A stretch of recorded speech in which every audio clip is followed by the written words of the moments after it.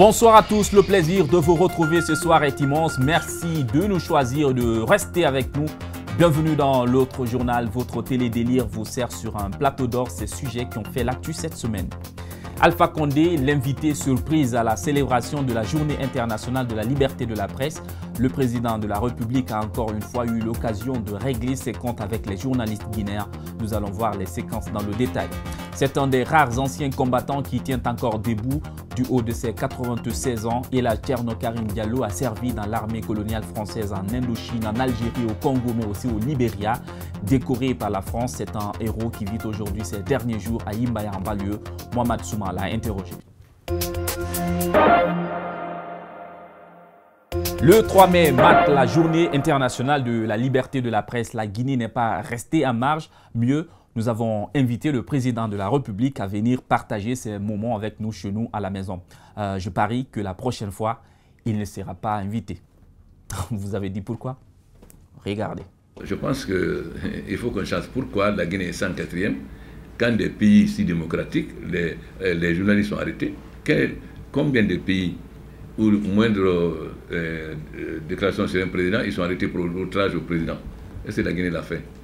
Alors comment ça se fait que ces pays peuvent être classés 30e, 50e et la Guinée 104e? Qui a la responsabilité de présenter cette image du pays? Vous profitez du fait que la Guinée avait une mauvaise image, les droits de l'homme ne sont pas respectés sur la deuxième République, pour continuer comme si rien n'a changé. Donc, quand on continue à donner une image qui est contraire à la réalité du pays, comment voulez-vous qu'on continue à écouter vos revendications? Quand vous faites tout pour présenter une mauvaise image du pays, comment on peut être que c'est 104e? Est-ce qu'un journaliste a été emprisonné depuis que je suis président? Est-ce que j'ai poursuivi un journaliste? Est-ce que j'ai porté plainte? Après, le journaliste a été tué. Alors, comment on peut être 104e, monsieur? Alors, il faut répondre à cette question. Quand vous répondez à cette question, je vous répondrai. Mais tant que vous ne répondrez pas à cette question, je ne vous répondrai pas. C'est clair. Merci, Excellence, Monsieur le Président de la République. J'ai dit avec forte insistance que votre présence aujourd'hui à nos côtés est une preuve éloquente de l'attachement que vous avez. Répondez comment la Guinée peut être 104e quand des pays où des journalistes sont arrêtés, comme dernièrement emprisonnés, sont 50e. Alors tant que vous ne donnerez pas la réponse à cette question-là, je ne ferai qu'un commentaire sur vos revendications. Tant que je n'aurai pas la question pour cette question-là. C'est clair. Sachez, Monsieur le Président, et vous l'avez tout de suite souligné dans votre intervention, c'est un classement qui a été fait par Reporters sans frontières. Et c'est pratiquement une ONG qui fait son classement, qui a ses critères, et souvent qui obéit. Je ne sais pas, ces critères n'ont pas... Parce que vous ne faites rien pour montrer quels sont les progrès qui ont été faits depuis 2011 pour la presse. Si vous-même vous ne communiquez pas pour dire qu'est-ce qui a été fait, comment voulez-vous que l'extérieur ne donne pas des... Quand vous me donnez une fausse image, est-ce que vous avez communiqué sur ce que vous avez fait depuis 2011 par rapport à la liberté de la presse? Est-ce que vous avez communiqué de s'expliquer? Est-ce que vous l'avez fait? Hassan Kaba n'était pas seul dans cette aventure. Il y a aussi d'autres patrons de médias qui étaient là. Le président de l'URTELGUI, l'Union des radios et télévisions libres de Guinée. Nous allons vous citer deux exemples, deux pays.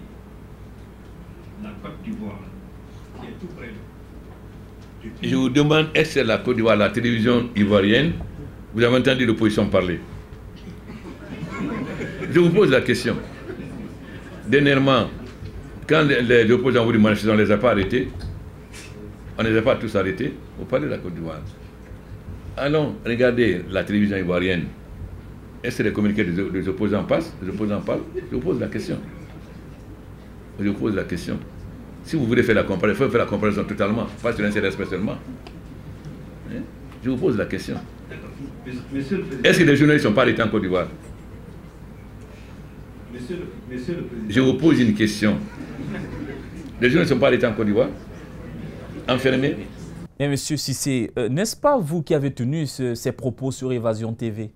Nous avons vu des gendarmes, plus d'une cinquantaine, s'attaquer de manière la plus violente, bastonner les journalistes à coups de ceinturon, de gourdins, de matraques. Tous les instruments de travail, tous les équipements de travail des journalistes ont été écrasés sous nos yeux, sous nos barbes, sur le goudron la grève des enseignants.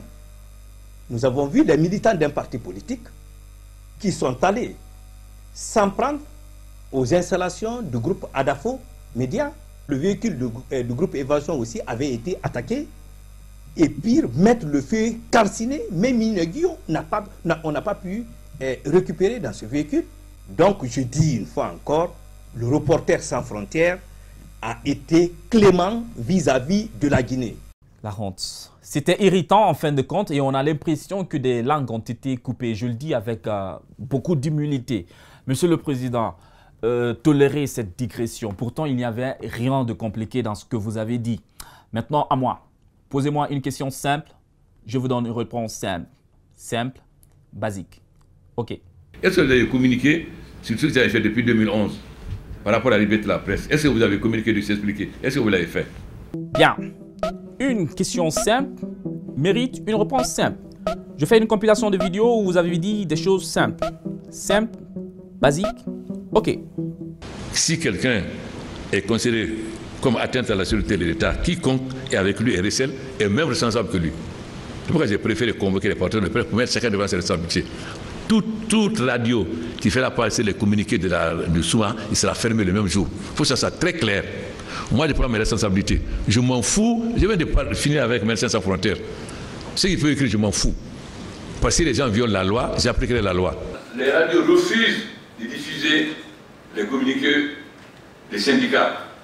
Pendant ce temps, ils se font les véhicules de ce monsieur qui a pris la clandestinité. C'est pourquoi cet après-midi, j'ai convoqué tous les syndicats, les parents d'élèves et les patrons des radios. Car si quelqu'un se rebelle contre la loi, quiconque diffuse cette idée est complice et sera poursuivi par la loi. Donc moi, je n'ai pas une langue de bois et je n'ai peur de personne. Je reconnais tout ce qu'on fait. Et ce jour-là, des journalistes étrangers étaient dans la salle. C'est vrai, Monsieur le Président, que des journalistes, bien sûr, il y en a qui ne disent pas des choses bien sur le pays, des choses sur des réalisations et des promesses faites. On préfère encore dire ce qui n'est pas encore fait. Vous voulez une autre réponse simple et basique? Monsieur le Président, le manque de formation des journalistes guinéens que vous dénoncez, ce n'est pas aussi une bonne publicité pour nous. Simple. Depuis votre arrivée au pouvoir, vous n'êtes intervenu que sur une seule radio privée et cela par coup de téléphone. Basique. Chez les autres, en France, on n'ira pas plus loin. C'est un pays que vous connaissez là-bas. Les présidents, ils sont sous le service public, mais aussi dans les médias privés. Simple. On fait 50-50. Basique. Parlez bien de nous, les choses vont changer, croyez-moi. Basique, simple, simple, basique. Basique, simple.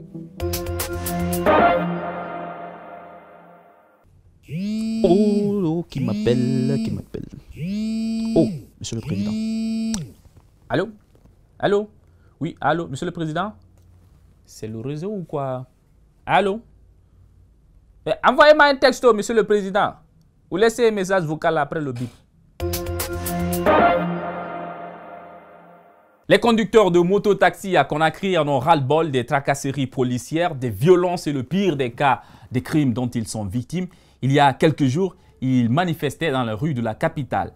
Comme vous pouvez voir sur ces images, ils sont venus nous rendre visite ici au siège du groupe Adafo Média quelques minutes après. Une unité de la police est venue les disperser à coups de gaz lacrymogène. S'en sont suivis des coups de poing, de matraque. Certains étaient même obligés d'abandonner leur moto. Nous leur avons donné la parole au lendemain de cette journée mouvementée. Bienvenue dans le coin des vrais gens. Ces jeunes que vous voyez derrière moi, en arrière-plan, sont des jeunes qui, sous le soleil, sous la pluie, de jour comme de nuit, se débrouillent sur ces motos pour gagner leur vie. Et ces jeunes aujourd'hui souffrent. Cette souffrance, elle n'est pas liée à un autre phénomène. Elle est liée à la police. Selon eux, la police les raquette à longueur de temps. Ils n'arrivent même pas à avoir les bénéfices de leur travail. Et nous allons venir les écouter parce que ces jeunes sont persécutés et asservis ailleurs. C'est pourquoi ils veulent se battre ici sur la terre de leurs ancêtres. Et si ces jeunes souffrent dans les mains de ceux qui sont censés garantir leur sécurité, ça devient autre chose. Nous n'allons pas trop parler, on va essayer de leur tendre le micro pour qu'ils nous expliquent leurs problèmes. Mais moi, quand je vous parle là, le soleil me fatigue trop sur la terre de mes ancêtres. Suivez. Bonsoir. Bonsoir, monsieur. Okay. Explique-nous toi aussi ce qui te fait mal dans les arrestations. C'est moi, Mamadou Moussaba. Ce que je vois avec nous, les policiers là, ça me fatigue trop. Okay. Quand ils montrent le papier, il va te fatiguer. Si tu dis, mais c'est libère-moi, parce que j'ai le papier. Il dit, tu fous de moi ou quoi? Ah oui, il dit, tu fous de moi ou quoi? Je dis, pardon, j'ai le papier. Il faut le dire, il faut que tu payes 10 000 ou bien 15 000. Il dit, c'est ici que je nourris. Si je n'attrape pas, je n'ai pas gagné de l'argent. Attends. Il te dit carrément que c'est là-bas qu'il nourrit. C'est là-bas qu'il nourrit. Le policier dit ça. Ah, il a des familles. Donc attends, quand il t'arrête, tu as les papiers, tu montres les papiers. Il te dit, mon petit, c'est ici que je nourris. C'est ici, il y a ma famille. Ah, j'ai la famille. Si je libère, qu'est-ce que je vais gagner tous les jours? Je suis sur le soleil pour nous. C'est pour cela qu'il... Donc il dit qu'il est sous le soleil là pour vous. Il ne vous cache pas, il vous dit la vérité. Je t'ai arrêté, tu vas payer. Il vise le moto plus que la voiture. S'il voit le moto, il va courir pour attaquer le moto là. Pour verbaliser. Matoto aussi. Donc, mais c'est seulement à Matoto aussi ou c'est un peu partout? Alors là, les motards perdent de venir traverser Matoto plus de tout de leur rond-point. Comme avant-hier, je suis donné mon petit mon moto, il a parti jusqu'à Taneri. À le retour, il est venu, il supportait un garçon avec son fils à l'âge de 3 ans comme ça, 2 ans comme ça. Un enfant, un bébé. Ils sont venus jusqu'au rond-point, les policiers se sont fait arrêter. Ils ont dit que c'est 6 charges. Or que le petit ne peut pas, lui seul ne peut pas prendre un moto. Ils ont dit que c'est 6 charges. Maintenant, même le passager est intervenu, il dit que lui c'est mon fils, je ne peux pas lui laisser. Ils ont dit que non, ça c'est 6 charges, forcez-vous payer. Le petit m'a appelé direct à la maison. On m'a fait arrêter au Tanné. Je suis déplacé, je suis parti jusqu'au là-bas. Ils m'ont dit, le moto c'est pour toi. J'ai dit oui, c'est pour moi. J'ai dit, expliquez-moi pourquoi vous allez arrêter le petit. Il dit que non, demande le petit même, avant que tu me demandes. Le policier m'a dit ça. J'ai dit, monsieur, je m'adresse à vous-même. Parce que c'est vous qui avez arrêté le petit. Il dit que non, il a fait 6 charges. Je lui ai demandé le petit directement, il m'a expliqué tout directement. Même le monsieur, le passager, il dit qu'il m'a montré le petit direct. J'ai dit non, lui ne peut pas prendre un taxi. Il faut qu'il fasse comme ça. Il dit que non, c'est 6 charges. Je parlais, je lui donnais même 50 000 francs. Le deuxième policier, il m'a dit que non, les 50 000 francs, on ne peut pas, nous 3 personnes là, on ne peut pas diviser les 50 000 francs. Carrément. Carrément, directement. Je dis, ah bon? Il dit oui, c'est ça. Si tu n'es pas prêt à les 100 000 là, si tu n'es pas prêt de payer les 100 000 là, tu vas couper un reçu de 500 000 ou 300 000. Il m'a montré directement là-bas l'argent que les gens qui sont payés, les tickets. Beaucoup d'argent. Beaucoup même, 500 000. Et les 3 personnes là, 100 000, 300 000. Il m'a montré ça directement. Ah, il n'y a pas de solution. Qu'est-ce que je vais faire? Je ne préfère pas laisser la moto là-bas. Je suis directement commissionnaire de petit à la maison. Il a pris les 50 000 qui restent. Ça fait 100 000. Je lui ai donné. Il dit que les 100 000 là, ça c'est pour nous. À la fourrière là-bas, si tu vas là-bas, tu vas payer 10 000 pour que la moto fasse sortir. J'ai dit, ah, là c'est compliqué parce que j'ai 100 000 là seulement. J'ai demandé le petit là s'il a l'argent là-bas. Il dit que non, il a 2500 là-bas. Moi, j'avais resté 5 000 avec moi. Ça fait 7100. Je lui ai donné ça pour le fourrière. 7500. 7500. Ça fait 107 500. C'est ce que je t'ai pensé pour le moto avant-hier. Avant-hier. Donc il n'y a aucune pitié quoi. Aucune pitié. Aucune pitié. Surtout les motards. Aucune. Là, il vous dit carrément qu'il ne peut pas partager 50 000, il faut que tu payes 100 000. Je jure, le policier, c'est qu'il m'a dit, je jure. Il dit que ça, on ne peut pas partager ça, nous les 3 personnes là. Parce que je sais, les 100 000 là, ça c'est pas directement à la commanderie. Ils vont, ça c'est pas directement à la caisse de la police. Ça c'est pour eux les 3 personnes là. Ils vous l'ont même dit, ils vous ont dit directement, que... Si c'est le billet, ça je sais que ça c'est pour les commanderies. Ça c'est direct à la caisse. Mais les 100 000 là, ça c'est pour eux les 3 personnes là. C'est qu'ils m'ont fait avant-hier. Donc dans ça, qu'est-ce que vous avez à dire à l'État? Ah bon, l'État, je ne sais pas si les policiers ne sont pas bien payés ou quoi. Mais en tout cas, ils nous fait souffrir trop, vraiment. Bon, ce que je peux dire, si l'État n'est pas, ils ne sont pas payés, les policiers, ils n'ont qu'à faire payer les policiers pour que les policiers cessent un peu de nous pitié. Ah, c'est ce que je peux dire. Merci mon frère. Merci beaucoup. Courage. Ok. Moi, je travaille à Matoto ici. Le policier qui est là, il n'a pas bon. Il est méchant contre nous. Si nous arrêtons, nous, il demande papier. Si on montre papier, il va me dire, c'est ça on mange.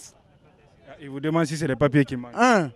Il va me dire si c'est le papier il mange. Je n'ai pas compris. Si vous montrez vos papiers, c'est-à-dire permis, carte grise, voilà, permis, le policier te demande si c'est ce qu'il mange. Ou sauce. Alors là, il demande encore assurance. Assurance là, c'est forcé d'avoir. Ah, alors là, il a fait obligatoire. Si on a montré tout ça, il va dire c'est ça on mange. Sauf, il va dire on va me déposer aux fourrières. On paye l'argent. Pour éviter qu'il vous dépose à la fin. Voilà. Alors là, si on a demandé le papier, on n'a pas de l'argent, sauf on amène l'argent, on te donne. Même si c'est 10 000 ou bien 15 000 ou bien 20 000, c'est ça. Si on a arrêté, même, ce n'est pas obligatoire, on amène le papier. On donne l'argent seulement, on passe. Donc maintenant, si je comprends bien, vous n'avez plus de papier s'il faut. Vous passez, vous avez 5 000, 10 000, vous donnez. Passez, allez là, regardez mon motard ici. Même mes cartes grises, j'ai laissé ça à la maison avec tout mon papier, il y en a à la maison. Parce que tu sais que ce n'est pas ça qu'il mange. Oui, c'est ça. Okay. Ça. Parce que si on a montré lui, ça, c'est pas sauce. Il dit ça ne signifie rien, ça n'a pas d'importance. Voilà, c'est pas important. Donc tu as le papier argent là. Voilà, c'est papier argent. C'est ça. Avec ça, tu circules. Voilà. Des fois, on prend un peu, on donne. Des fois, on virgule. On passe route secondaire. Ok, donc parfois, vous fuyez, vous virgulez. Voilà. On passe route secondaire parce que, exemple, Taneri ici, il y a route secondaire. Le policier qui est là-bas, s'il est arrêté toi, il va te déposer là-bas. Tu sais, son fourrière. La fourrière, c'est pas loin. Là-bas, s'il est arrêté, toi, sauf on dépose là-bas. Là-bas, tu payes 50 000 ou bien 110 000. Même s'il y a tous les papiers, sauf tu payes ça. Il va couper ici pour toi. C'est pourquoi vous virgulez là-bas. Voilà, à cause de ça.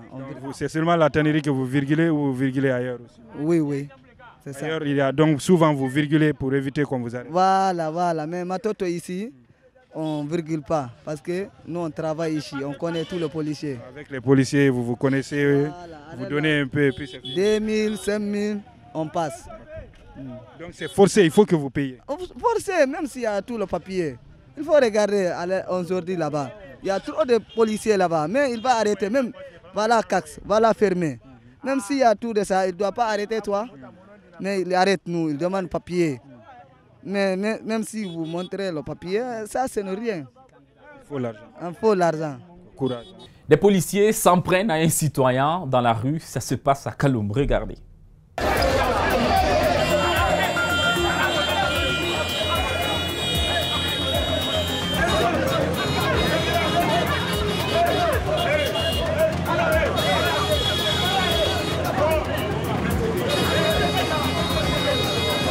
Une pause, on revient juste après la pub.